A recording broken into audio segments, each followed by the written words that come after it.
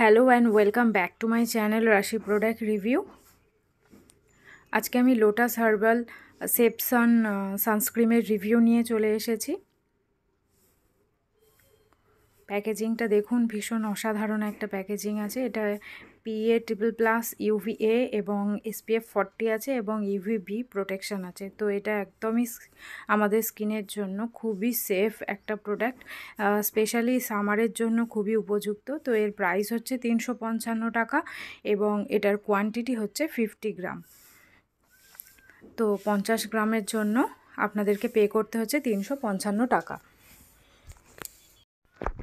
যেহেতু SPF 40 দেওয়া আছে সেই জন্য সামারের জন্য খুবই ভালো হবে এবং অল স্কিন টাইপ আছে এটা, মানে normal to dry, oily, sensitive সব স্কিনের জন্যই এই সানস্ক্রিনটা যাবে। মানে সবাই এটা ইউজ করতে পারবে, সামার এবং উইন্টার সব সিজনেই এটা ইউজ করা যায়।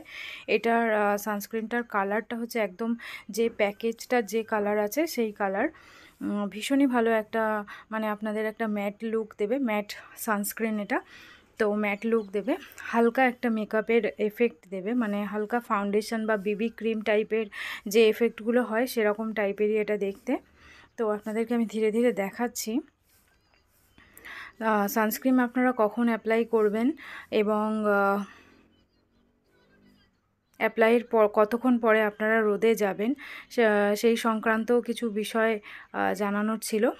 যেমন হচ্ছে যে আপনাদের সানস্ক্রিন ইউজ করার নিয়ম হলো ফেসটাকে একটু ভালো করে ক্লিন করে নেবেন, মানে ফেস ওয়াশ দিয়ে ক্লিন করে নেবেন। তারপর একটা যে কোনো টোনার অ্যাপ্লাই করতে পারেন, টোনারটাকে একটু স্কিনে ড্রাই হওয়ার জন্য ছেড়ে দেবেন এবং দেন তারপরে রোদে বেরোনোর 15 থেকে 20 মিনিট আগে সানস্ক্রিনটাকে অ্যাপ্লাই করবেন ভালো করে।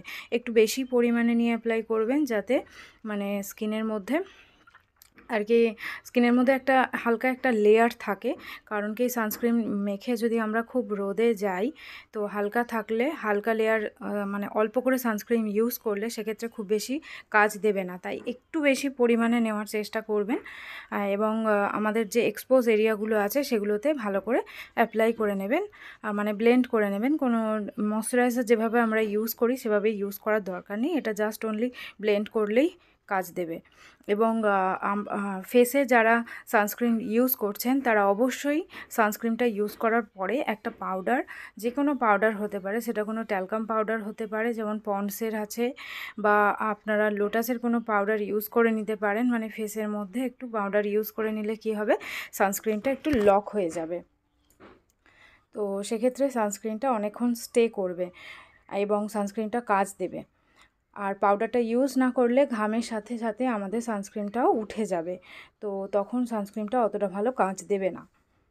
তো এটা 3-in-1 সানস্ক্রিন লোশন আছে। রোদে যাওয়ার সবসময় মনে রাখবেন যে রোদে বেরোনোর 15 থেকে 20 মিনিট আগে আপনারা এটা ইউজ করবেন। অল স্কিন টাইপের জন্য আছে, খুবই ভালো সানস্ক্রিন, আপনারা জাস্ট একটা ইউজ করে দেখুন।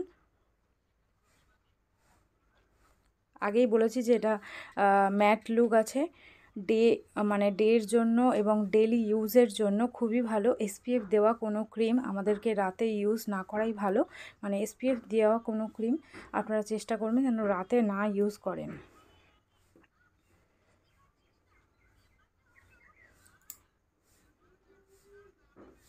তো হালকা একটা মেকআপ ফিনিশ দেবে আপনাদেরকে। ধীরে ধীরে আমি ক্রিমটা খুলে দেখিয়ে দেব। দেখুন এখানে সব কিছু লেখা আছে,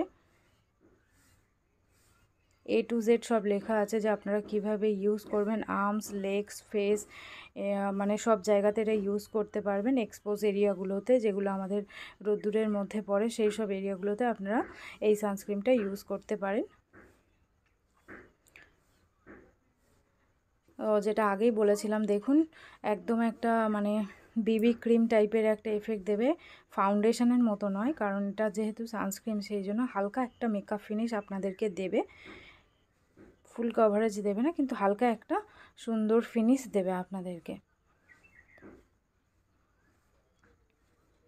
দেখুন স্কিনটা একদম ইমিডিয়েট একটা কেমন সাপল হয়ে গেল, একদম পুরো স্মুথ হয়ে গেল।